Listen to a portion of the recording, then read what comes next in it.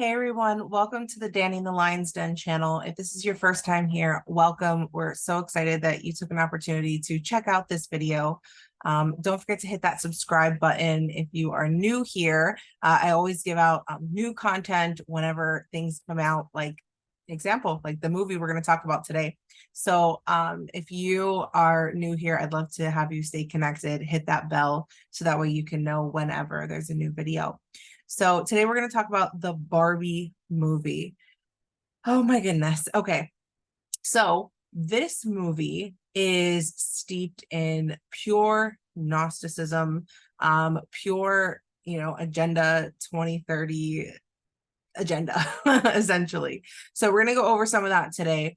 Again, if you're new to this channel, this is the type of content that you're going to get here. So maybe you click this because you're like, hey, I want to go see the Barbie movie, or you've heard a lot about it. You've probably seen it everywhere now. There's Barbie core and people dressing up as different kinds of Barbies and all this celebration of this big movie. And usually when you see a lot of hype like that, there's usually some kind of agenda that's behind it. So we know that what we just saw with the Little Mermaid movie, a lot of that is the race, to divide politically and to divide according to race, to create issues around that. There was the thing with Ursula being played by a white woman, and then, Halle Bailey being that she is, a young Black lady that, because Ariel's traditionally white. So we saw that happening. Now this next step is with the Barbie movie. And I'm going to take you through sort of piece by piece. One of the things that I don't do on this channel, just to avoid, because even though a lot of this is fair use, they like to try to take my stuff down. So I try to I try really hard to make sure that doesn't happen. So if you might have seen this trailer. And this is part of the main trailer. So you see Barbie, she's walking. And of course, there's that little traditional, however, the Barbie's foot traditionally was sort of like this. So she doesn't normally have flat feet. So you see this idea of perfection. You see this idea of walking and everything is perfect. So there's Barbie, there's her perfect world. Everything is beautiful. Everything is perfect. Every day is a great and wonderful day. And right away, the second that I saw this, I instantly thought about the Garden of Eden. I instantly thought about how we were in this place of perfection. We had need for nothing. Every day was just living in harmony there with our Creator. And so I thought that that was interesting that started right away. So they did this thing where she kind of floats off of her roof, into her perfect little Barbie car. And then you see her there with Ken. And, they're going about their day, and Barbie and Ken. And which, growing up, we've always traditionally thought the Barbie and Ken were, boyfriend and girlfriend or husband and wife or whatever, right? But I guess apparently, according to the creator of Barbie, it was supposed to be her daughter and her son. So that's really interesting. But then you just see Warner Brothers, right? And then you see they're dancing and everyone's having a good time and partying. And then all of a sudden, Barbie asked this question, and she's like, "You ever think about dying?" And so here comes right away the existentialism, the question about death, the curious nature, right? All of that. And so there's that seed right away that came in. And it's interesting because in Genesis, that's the one thing that the Lord told Adam and Eve, which is how I'm seeing sort of Barbie and Ken. It's almost like this Adam and Eve kind of figures. You can already see that from the very beginning, that was pretty much the question, right? It was, hey, don't eat of that tree of knowledge of good and evil, or you will die. And so you see that right away, that that's the question that kind of interrupts this perfect world that she lives in. So after she has asked this question, you see everybody's having fun, and then she asks the question and everyone looks at her like, what did you just say? And they're all shocked and they don't know how to respond. And so she's like, oh, what's happening? And then we see this Barbie land, right? And what's interesting is everything around, like outside of Barbie land, looks cursed. And that's really an interesting concept because it's the heart, love, right? I'm just thinking of the Garden of Eden. Everything is beautiful. There's greenery, there's pink, there's, it's just beautiful. Even the water here looks looks nice, and on the outside it looks like devoid, almost thinking about creation, almost thinking about how the everything was pretty much void, right? When we think about the beginning, there was the water and the sea, and or the water and the land, and those things being separated, but there had been no life yet within it. And so all of the life, everything that we had known, looking at the Genesis account, you see, and I see that right there. So she wakes up and now things are not going well. She falls off her roof. Her feet are flat. They're like, oh my goodness, how does this happen? Everything's going wrong. And then she gets this point and she's like, what do I do? So she finds this house here, which is interesting. It's all like abstract kind of looking. And oh, there's so behind her, you see this world map, and they were pointing out some things on this world map just that was interesting about the sizes and how everything was kind of set up, which is kind of different. So you see Africa down here. You see the what would be, I guess, Europe looks like it's apart from each other, sort of. Everything's sort of spaced out. Asia's, huge, and a lot of it's still connected. You're not seeing much of the island. So that is very interesting. But anyway, so the person that she comes to see is this person here. Now, this is sort of like, if you look at comments on the trailer, people are like, oh, it's funny that this is the Oracle. They kept calling her the Oracle, or the sage, right? Like that person that you would go to when you're preparing to go on an adventure, that you would go to in order to get the knowledge about what you need to do. Now, what they did was they made her this person, and she says, you need to go to the real world. Okay, so you're going to go on this adventure, you're going to go to the real world. And she gave her two options. She said, either you can choose the high heel, and kind of like red pill, blue pill kind of thing, choose the high heel and stay and know, and you won't know, or you can choose the Birkenstock, right, which is meant to support flat feet. Embrace it and go forward, and go into the real world. And Barbie's like, nope, I'm going to take the first one. I want the high heel. I don't want to know. And she says, you have to want to know. Like, you can't not want to know. You need to choose. You need to want to know. So she goes, all right, try again. So this is where Barbie's about to go on her adventure. Now, what's interesting about this character is obviously she looks like somebody who, growing up, a child probably cut her hair, drew on her face, did her. I mean, we all did that. Those, especially the girls on here who are listening, we all did that with our Barbies, right? Maybe cut their hair, did their makeup or whatever. So that's the innocent part of it, is how they want you to see it. However, what I see here is I see a couple things. I see right away, we see the marks right across the forehead, which instantly tell me this has to do with knowledge. You talk about the pineal gland. Anytime you see the cone in a lot of like Roman Catholic like images or things like that, not just Roman Catholic but other ones, the cone usually representing education, knowledge, enlightenment, right? So this all goes back to the garden, and I see that right here around the center. And it also looks, this blue squiggly, to me it looks a little like a serpent, which is interesting, like a little snake. And then you're seeing that, so I just thought that was interesting. Also, she has a mark around one eye, which we know that is pretty typical of a symbol for the left hand or the right hand path of when it comes to witchcraft, magic, masonry. So in this case, I mean, on our side, it looks like the left hand path that you see, but if you go the other way, I mean, I guess you could say it's the right hand, but to me, the left eye, it's the left eye facing us. So what I'm seeing is the left hand path there. Okay. All right. So then she's going away, she's leaving her paradise. The paradise is behind her. She's leaving Barbie land, going out into this unknown place, this adventure, this unknown place of like, there's nothing, there's no life. You look at the background, it's just desert. There's nothing there. And then pops out Ken, and Ken's like, I'm going with you, Barbie.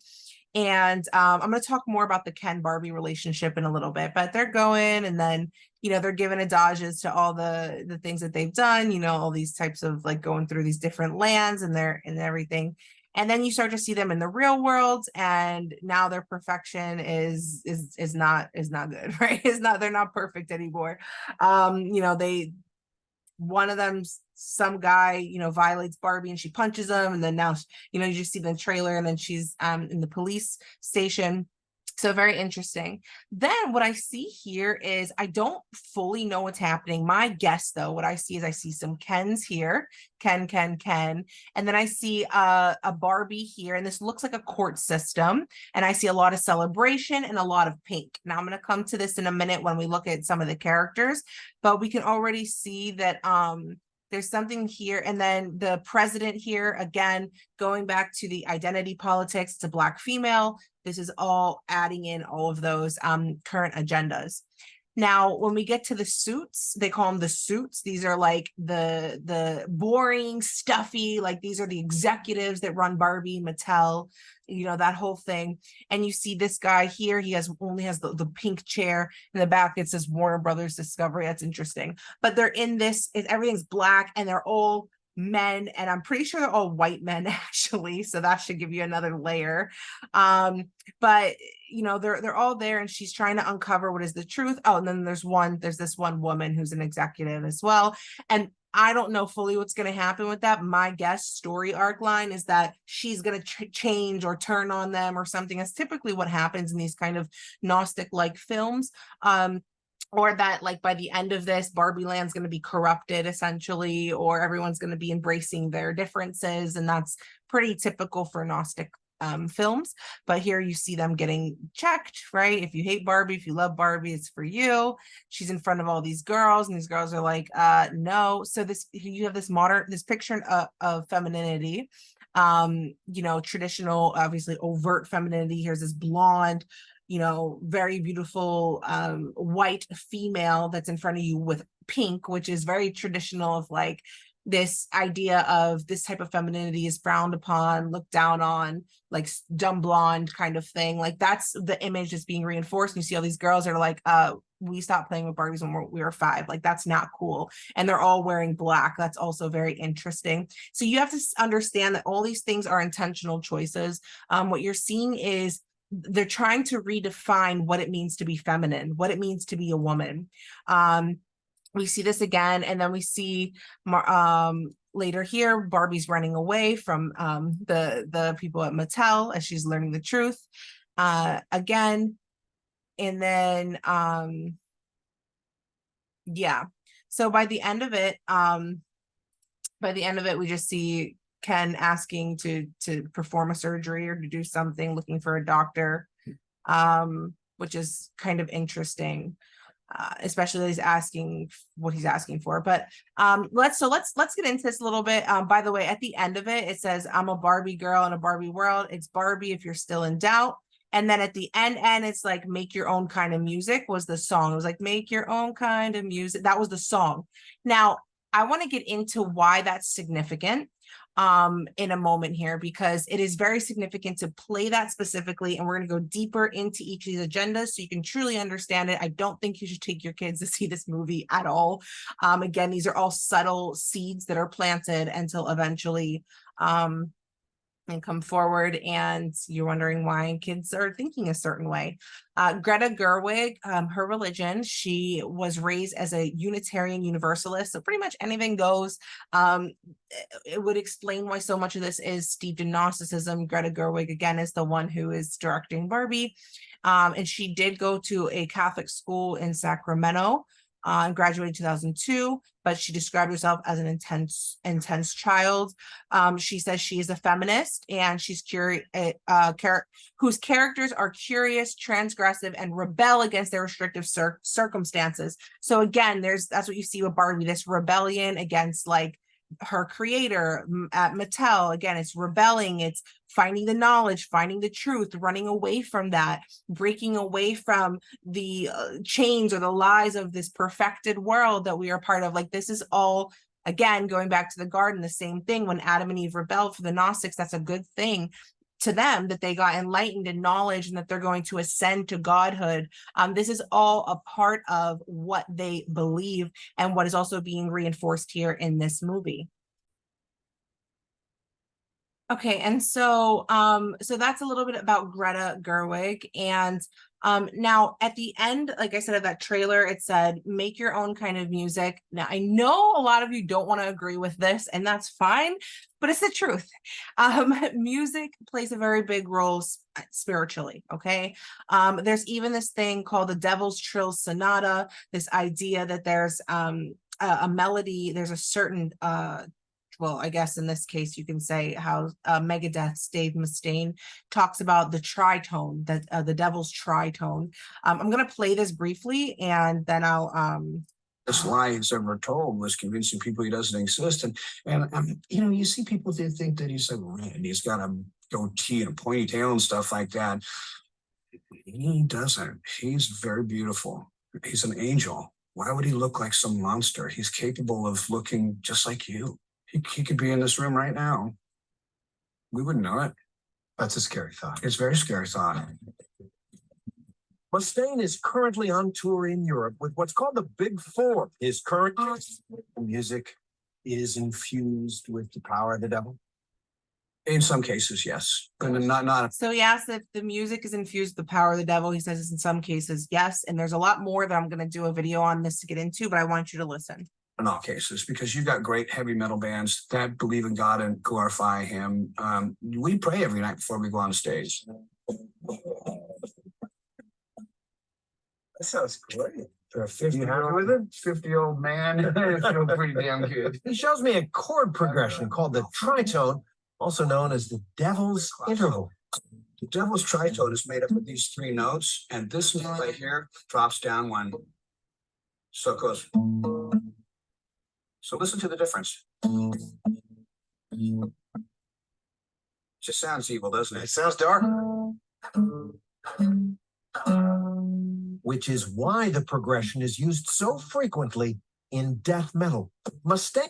I'm going to get more into this, guys. It's a very interesting topic, but I want you to understand that music, yes, it plays a role. So when we're seeing the music in the Barbie movie, again, it's the same kind of concept. Make your own kind of music, follow your own heart, dance at your own beat. And we know that the heart, it says, is deceitful above all things. You know, when our heart is hardened because of sin, if we follow our emotions and our heart and all that, it's gonna not always lead us in the right way, right? We need to follow God and follow His word. And so I want to show you Agenda 2030.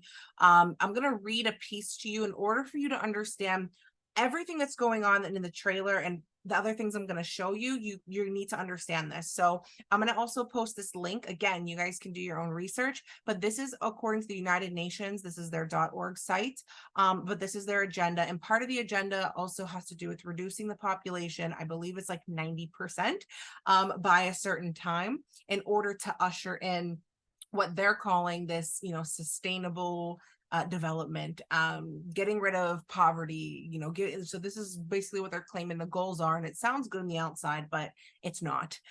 So let me read to you what the agenda, literally, when we say, people call us conspirators when they say agenda, this is what we're talking about. We're not making this up. So this is what they say, literally from the United Nations. Okay. All right. We affirm the importance of the Universal Declaration of Human Rights, as well as other international instruments relating to human rights and international law.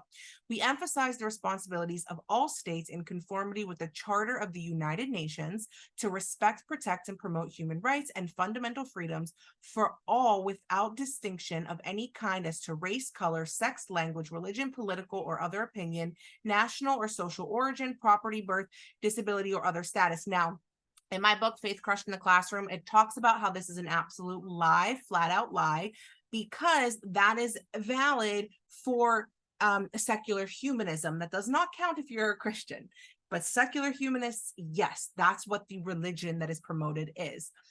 Realizing gender equality and the empowerment of women and girls will make a crucial contribution to progress across all the goals and targets. Okay. Agenda with goals and targets, lifting up girls. Specifically, this has to do with the empowerment of women, which sounds great on the outset, but it is a flat out lie, and especially in the way that they're trying to do it. The achievement of full human potential and of sustainable development is not possible if one half of humanity continues to be denied its full human rights and opportunities. Women and girls must enjoy equal access to quality education, economic resources, and political participation, as well as equal opportunities with men and boys for employment, leadership, and decision-making at all levels. We will work for a significant increase in investments to close the gender gap and strengthen support for institutions in relation to gender equality and the empowerment of women at the global, regional, and national levels. All forms of discrimination and violence against women and girls will be eliminated, including through the engagement of boys and of men and boys. Okay, and okay, all forms of discrimination and violence against women and girls will be eliminated, including through the engagement of men and boys. So yes, they're going to use men and boys as a way to lift up women and girls, guys. Again, it sounds great on the outside, but not in the way that they are going to do this.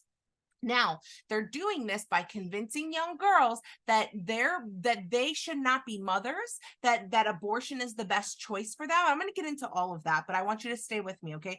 All forms of discrimination and violence against women. Okay. The systemic mainstreaming of a gender perspective is the implementation of the agenda is crucial. The new goals and targets will come into effect on January 1st, 2016, and will guide the decisions we take over the next 15 years. Guys, if you don't believe that there is an agenda, it is right here. Read it. And if you read it and you still don't believe it, then honestly, I don't know what to tell you. So let's look at this and how it's in the Barbie movie. Just Ken exclusive. I'm going to post the link. Just Ken.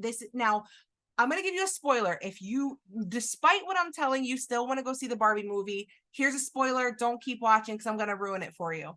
So the truth of what I learned is that Ken is the bad guy in this movie. Okay. Ken is actually the villain. He's not the good guy. How do I know that? I'm going to play this quick clip. CBN interviewed this gentleman who's a film critic, and he's giving a warning to parents where he talks about how the young girls in the beginning of the film were literally smashing their dolls and saying, we don't have to be mothers. Again, this is the idea. If we can reduce the population, we stop people from reproducing. We're already seeing it with my generation, the millennials. Everything is all about waiting till you're after 30. Make sure you get your this and that in the third. It's a total destruction of the roles of men and women. And again, it's this, you need to be a man or be like a man in order to be taken seriously in the world and to not embrace your femininity of who you are as a female. And so I'm going to play this quick clip, and then I want to go back to the Just Ken exclusive. Overt are the LGBTQ themes, right? You know, are they Very in your overt. face over? Very overt. They're extremely overt. It's not subterfuge. It's not subtle. It's, you know, when the little girls are bashing the babies, saying we don't have to be mothers anymore, they're bashing the baby dolls and saying we don't have to be mothers. All the characters are very clear that this is it. I mean, it's so interesting to me because you have Mattel, you know, this is a legendary brand, right? And so you have them out there giving this permission to make this movie. Were you surprised at all in light of the legacy of Barbie that this is I'm gonna charge of all the motion pictures and I'm going to skip forward a little bit. So but Barbie then hired a woman to do it, and they said this is the first time hang on. different direction.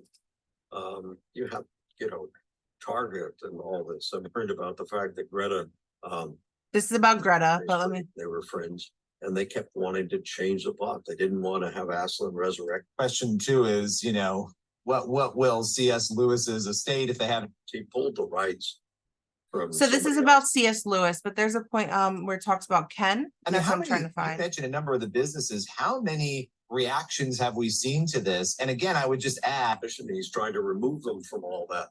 It's going to be hard to extricate not just Mattel but Warner Brothers from this, because Warner Brothers had not gone down this road, and Paramount, which you mentioned, you know, Mission Impossible, has not gone down this road. So once they all go down this road, it's going to be very hard to find entertainment unless we all go to Sound of Freedom. yeah, well, and the media has made its position pretty clear. Some outlets on the Sound of Freedom too. It's them. You mentioned all the tickets that have been sold to this. And I'm always shocked. I mean, let's just take Sound of Freedom as an example. You have to do 2.5 times negative cost to break even. The theater takes, I think I might have missed the part of it, but he talks you about, want to be Barbie, you want to be a swimmer. oh, here we you go. wanna be Sorry, here it was right here in the beginning. Not adapting to, this hate of the patriarchal society, although So she you're not adapting to the hate of the patriarchal society, hates Ken. and there's a submitted hate the towards villain, Ken. and trans, there are a couple of trans people playing characters, Barbies. So, men play better Barbies than women play Barbies, by the way. So you should tell your little girls that if you want to be Barbie, you want to be a swimmer, you want to be anything else in society, men can be women better. That's what the movie's saying. Okay, so that's huge, right? And this whole thing with the Ken issue. So like, let's look at the characters. I want to come back to the Ken thing. So Margot Robbie, Barbie is everything, right? Female empowerment, better, above the man, that kind of thing, putting down men, which is what you see with modern feminism. Barbie, he's just Ken. Like, he's nothing, he's just Ken. So every male in here, except for a couple, are just Ken. Like, there's nothing special about them. There's nothing they have to contribute to society. So the first one, Ryan Gosling, he's just Ken. The next one in green, he's another Ken, just another guy, another Ken. And then Michael Cera, there's only one Alan. I don't know where they're planning to go with that. Here's another one. The Barbie that is, well, he has like he's playing the guitar. Ken again, it says. Let's see what else is there. Here's another one. He's Ken too. Kingsley Ben-Adir, he's Ken too. They're all, and then here, this guy, Jamie Demetrio, he's a suit. Okay, again, look at the colors. And then you're seeing it down here, Scott Evans, you guessed it, he's a Ken.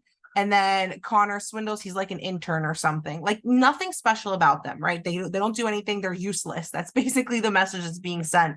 Now, Will Ferrell is basically the executive, and he's supposed to be almost like God, right? Like almost like the executive, the guy in charge, the creator, this stuffy guy. Like, we can't let them get out. We can't let them know the truth. This restrictive kind of, again, lie that is being reinforced by the devil, because that is not who God is. But it says, please call me mother. Not even father, it says call me mother, which all of that has to do again with the female worship, and especially that's a man being asked to be called mother. You let that one sit.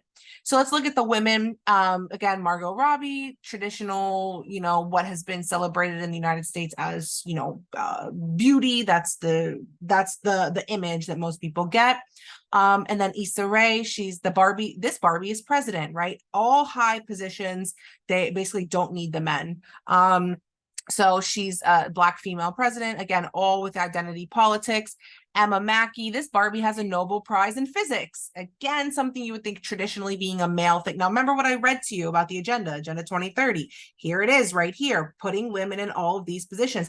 Again, nothing wrong with that. Females are intelligent and there's nothing wrong. But why is it that you have to keep showing female and men in competition with each other? Males and females are not in competition. And that's the enemy, to keep you divided, because male and females, as God created them, male and female, right? Adam and Eve, that they were to complement one another, that women were women and men were men, and they are a complement of one another. All that perversion came in another later on. Dua Lipa, oh, she's a mermaid. America Ferrera, she's a human. Okay, because only female human. And then she's the narrator, Helen, it's all females. This Barbie is a celebrated author, Alexandra Shipp.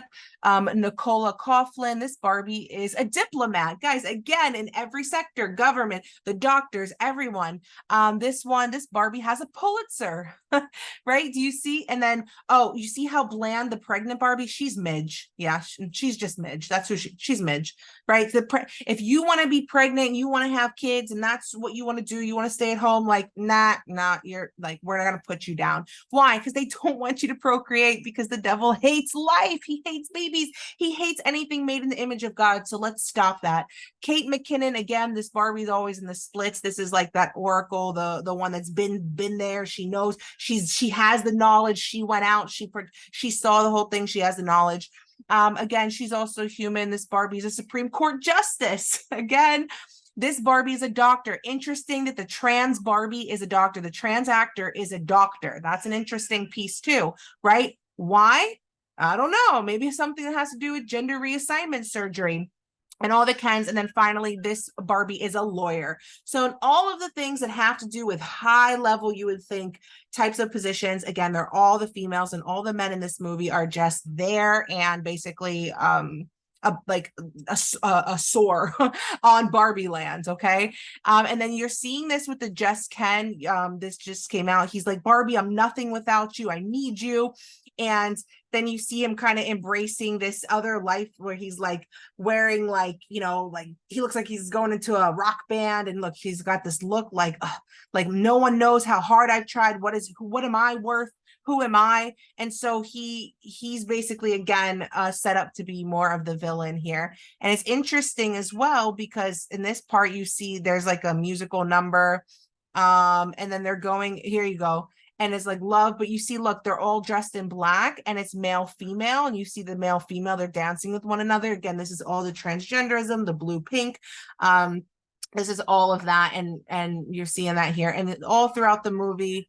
Again, more with Ryan Gosling as Ken, but that's what you see here. Okay, and then there's the characters. And lastly, I want to do a larger video on this, but I wanted you to know, again, going into Planned Parenthood, talking about abortion, all of that has been hot topics in the last couple years, especially with some Supreme Court decisions. So let's hear Margaret Sanger, who's the founder of Planned Parenthood. I just want you to hear what she had said. So Margaret Slee, president of America's Planned Parenthood Federation, maintains that European women should stop having babies for the next 10 years.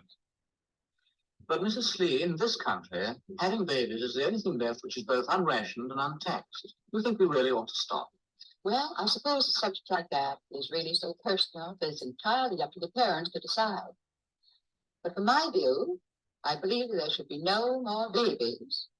And this talks about eugenics and the start of eugenics. And I want to get into this as a deeper topic, but I wanted you to see that because this is the core ideas that you're finding to be present. So again, guys, if this video opened your eyes to, you know, the truth of what's going on with this movie, please do not go see this movie. Go see something else. But do not indoctrinate your children further. Thank you guys so much for watching. Again, trying to keep up with videos, trying to get more, to do more as things come out, and I'm carving out time for it. So thank you guys so much for subscribing, giving it a thumbs up, commenting. Let me know what you guys think down in the comments below. And again, thank you so much. And I will be on here again soon. Bye.